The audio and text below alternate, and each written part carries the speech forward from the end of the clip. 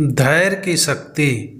एक दिन एक राजा अकेले जंगल में शिकार के लिए निकला, लेकिन वह रास्ता भटक गया।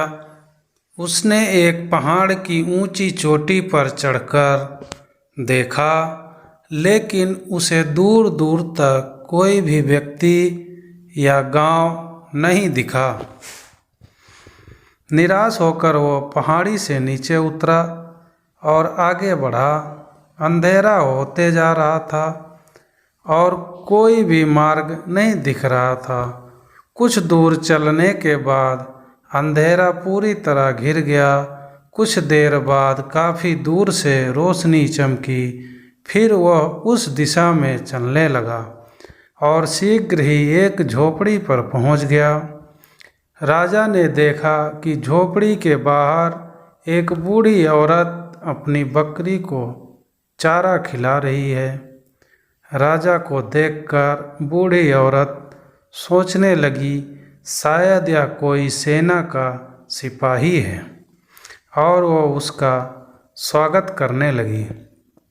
उसने राजा को पीने के लिए पानी दिया और आराम करने के लिए एक चटाई बिछा दी। कुछ देर बाद उसने गर्मा गर्म चावल और करी की थाली राजा के सामने रख दी। राजा को जोरों की भूख लगी थी, सो उसने जल्दी से गर्म खाने में अपनी उंगलियां डाल दी। गर्म भोजन ने उसकी उंगलियों को जला दिया और उसने कुछ चावल फर्श पर गिरा दिए।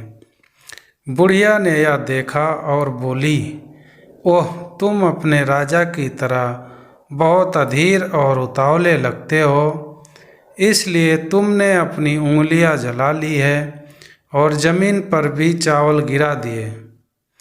बूढ़ी औरत की बातें सुनकर राजा हैरानी में पड़ गया और पूछा, आपको ऐसा क्यों लगता है कि राजा अधीर और जल्दबाज है? बुढ़िया मुस्कुराई और बोली, बेटा, गलत मत समझना। हमारे राजा अपने सभी दुश्मन किलों पर कब्जा करने का एक बड़ा सपना देख रहे हैं, लेकिन सभी छोटे किलों की अनदेखी कर रहे हैं। राजा ने बूढ़ी औरत को टोकते हुए कहा, यह तो अच्छी बात है, इसमें दिक्कत क्या है? वह मुस्कुराई और जवाब दिया, रुको मेरे बेटे, जैसे खाना खाने में आपकी अधीरता थी, वैसे ही आपने अपनी अंगुलियां जला दी और कुछ खाना बर्बाद कर दिया।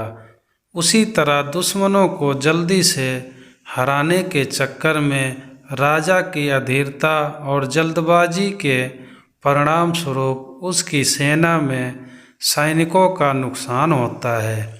इसके बजाय यदि आप पहले किनारे पर और फिर बीच में कम गर्म खाना खाते हैं, तो आप अपनी उंगलियां नहीं जलाते और अपना खाना बर्बाद भी नहीं करते। ऐसे ही राजा को छोटे किलों को निशाना बनाकर अपनी स्थिति मजबूत करनी चाहिए।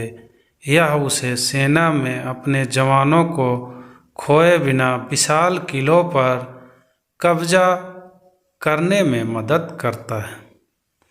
यह सुनकर राजा को अपनी गलती का एहसास हुआ और उसने महसूस किया कि धैर्य रखना चाहिए और किसी भी स्थिति में जल्दबाजी करने से बचना चाहिए। आशा करते हैं ये कहानी आपको पसंद आया होगा। अगर कहानी पसंद आई है तो लाइक और शेयर करना ना भूलें। चैनल पर नए हैं तो सब्सक्राइब ज़रूर करें। वीडियो देखने के लिए, कहानी सुनने के लिए आपका बहुत बहुत धन्यवाद।